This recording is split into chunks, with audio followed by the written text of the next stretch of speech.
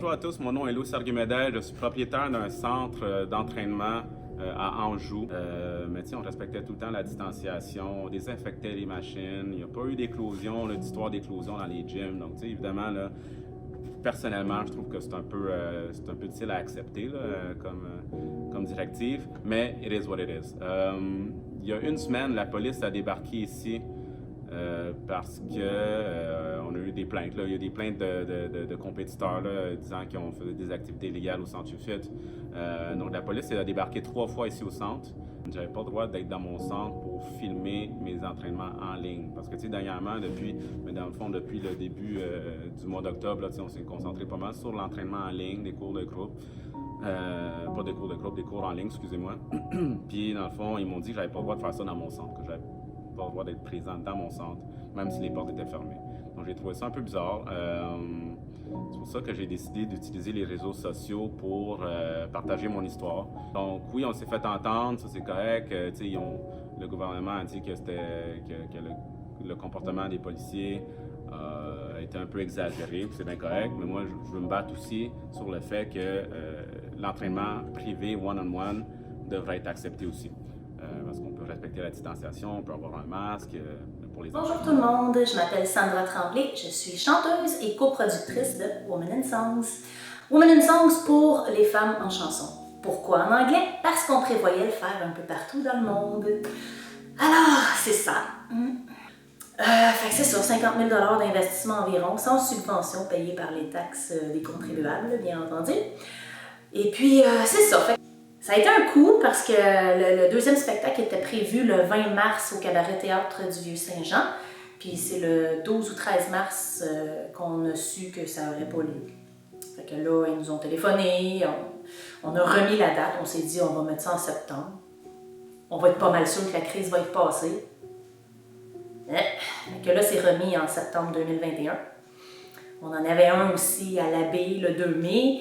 Ça a été remis le 1er mai 2021. Bonjour, je m'appelle Yannick Falardeau. Je vis dans les Laurentides. J'ai 47 ans.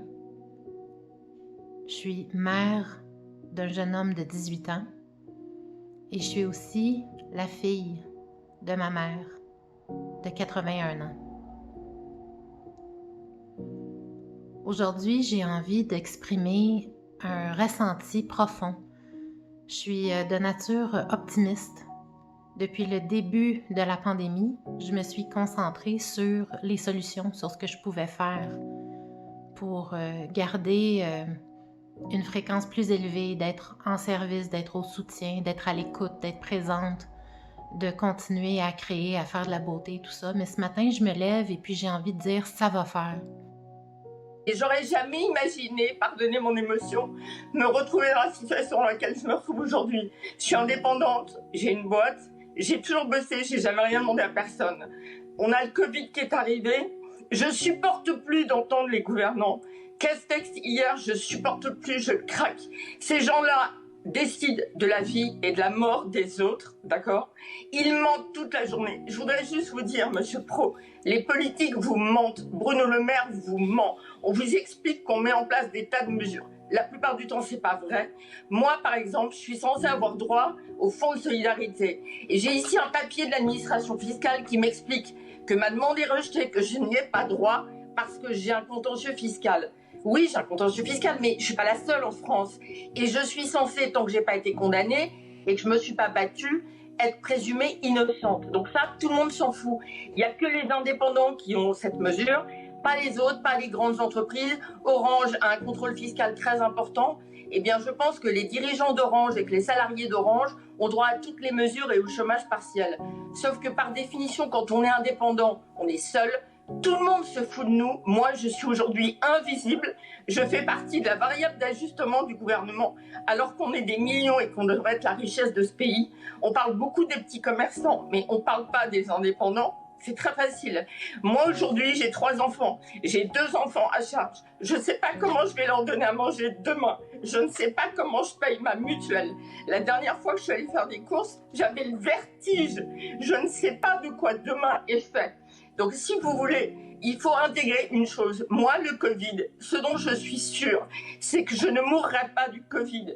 Par contre, je vais mourir de tous les effets collatéraux du Covid, du fait que je deviens cinglée, que vendredi la semaine dernière, j'avais envie de me suicider, que j'ai peur pour mes enfants parce que je ne sais pas quel visage je leur donne. Vous avez vu ma tête? Eh bien, aujourd'hui, j'ai une gamine qui est en terminale, qui est déjà hyper stressée de la situation et qui voit sa mère qui est en train de craquer complètement. Donc j'en ai assez. Je vais mourir de tout ça en silence comme tous les autres. Les commerçants et les indépendants de ce pays vont mourir.